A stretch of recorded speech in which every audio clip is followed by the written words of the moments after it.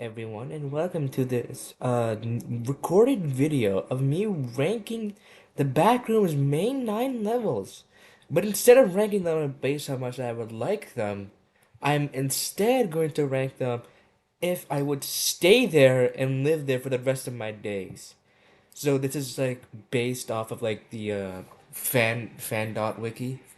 Uh, and it's like the main 9 levels. So you have like your 0 to level 8 over here. And our tiers are new home. I could work with this. Okay. There are better options. And hell nah. And I think those are very self-explanatory terminology for there. So, starting off with our first level, level 0. I'd personally put level 0 somewhere in okay. Because according to like the actual wiki itself, the fandom wiki, uh, you will most likely spend most of your time in this level completely alone. There's no entities, but there's also no people. So you'll basically just be wandering around, losing your sanity. And in the rare case you do encounter an entity, the entities here are, they're able to be outrun. That's not saying I could outrun them. I'm not going to be able to run anywhere because they're like fucking fast. Mach 10 speeds going faster than Ferraris by drunk drivers. But I would say that ratio to entities to like square miles are like very low. So we shouldn't be finding any entities here, but there's no people here. And also on that note, there's also not that much. No, actually, there is that much resources. You find most of your resources in this level. They're just on the floor, according to like the wiki, I think, or maybe not. Just in case, I'm actually gonna put it here. It's not a good. It's not a bad option. Actually, it might be a. It probably is a bad option if I put it here, but there are probably things that are way worse coming up. So now level 2, level 1, I'm putting it in here. It's literally called the Habitable Zone. And it's like the base of the Meg? That's what they're called, Meg. Major Explorer Group. Their biggest base is in this level. So if Meg thinks it's hospitable enough to set up their biggest base, I think it's hospitable enough to just to support me. Like, not to mention, there are also like crates around this level that you can just like get resources from. So like, there's definitely a supply of resources in this level that are constant. Like, the only thing you might have to worry about is the occasional entity, but like most entities in this level, I believe are harmless or easily avoidable. That being said, uh, since it's also like the base hub for Meg, if I was in this level, my first goal would be try to find that base. To get to that base and like start living there or something. Hope and I try not to no clip. Like if I get to this level, my first is not to no clip back or trying to progress, it's to find that base. So I think this spot fits level 1.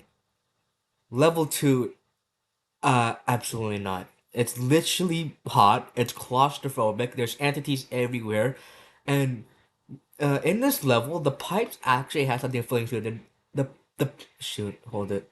The pipes actually has something like going through them. They're not empty. They have something called black sludge that is just in them that apparently is boiling to the touch. So one busted pipe that it just goes up above you, and you're just gonna be like melting. You won't even notice it. There's also like a lot of danger entities like smilers. There's a lot of smilers in this level of because it's also like insanely dark.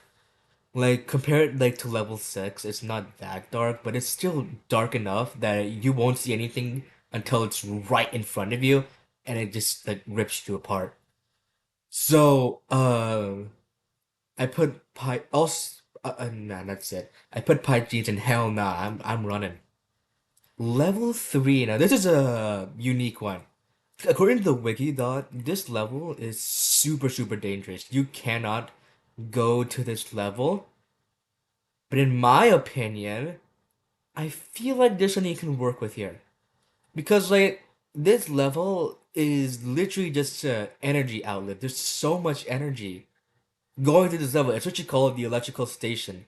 There's machinery going around. So also there is also another meg base here. The third meg base. A thing called meg base Delta. I think that's in here. Level 3. So Meg has also decided its level is somewhat hospitable, and it's probably due to the amount of machinery and power that goes through this level at a constant basis. That's probably enough to power on like millions of machines. So you can finally like maybe make contact with other groups. I use this as like communication.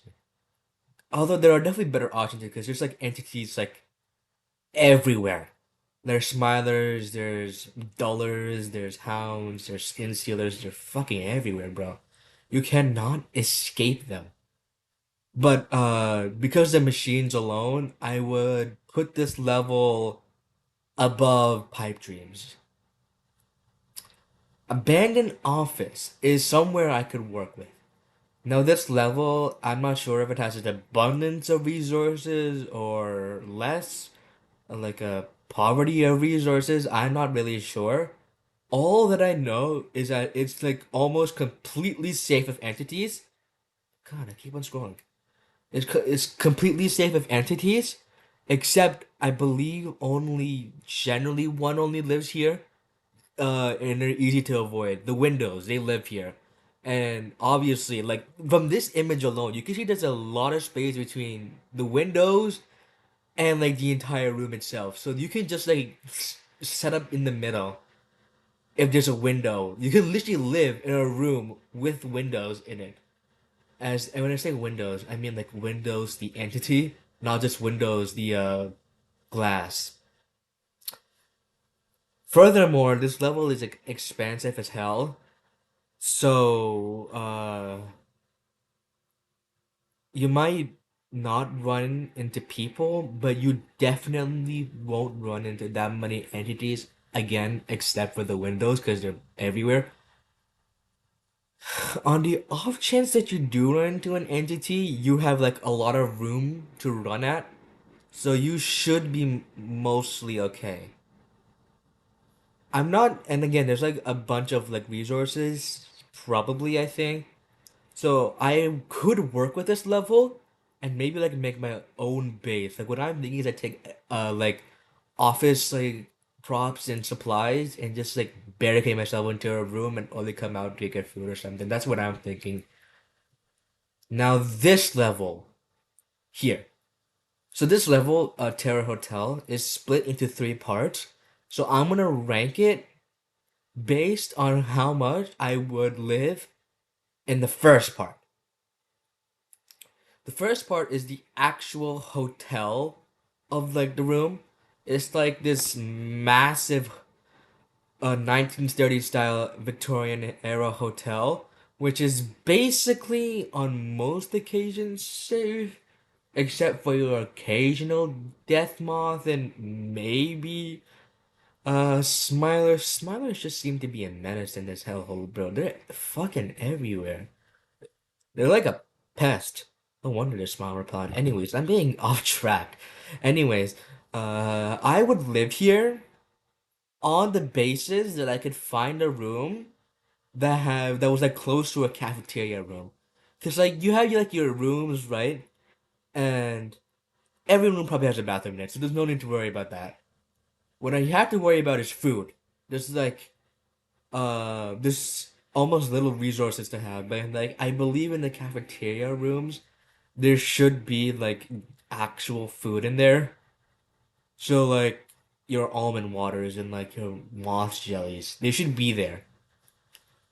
So all I'm saying is that what I would do is I would run, find myself a room, and since the only threat you have to deal with is probably death moths, as long as you don't find a room with a death moth in it, you should be okay.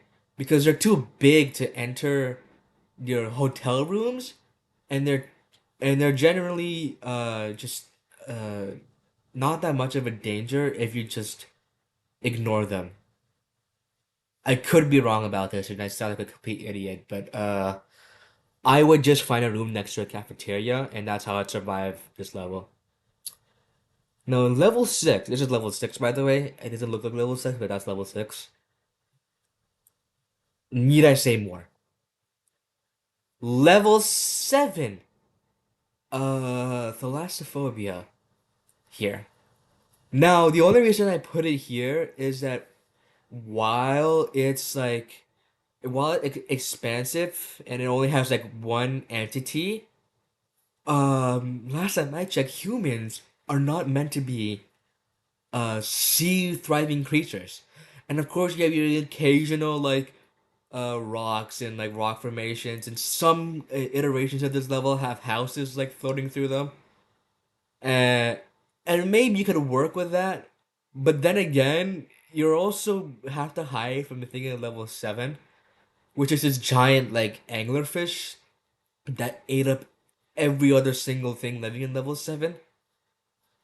So, your house may be like one gulp away from being uh digested, and you're just like won't even know it. So I put it there because well, I don't know how dangerous that thing is, bro. I don't know if it will find me. If it finds me, I'm cooked. That's it. I don't have a plan. Uh, Last one. This is the last level. Level 8, and I'll explain this one. This one in particular is super dangerous due to the fact that there are a whole lot of entities in there.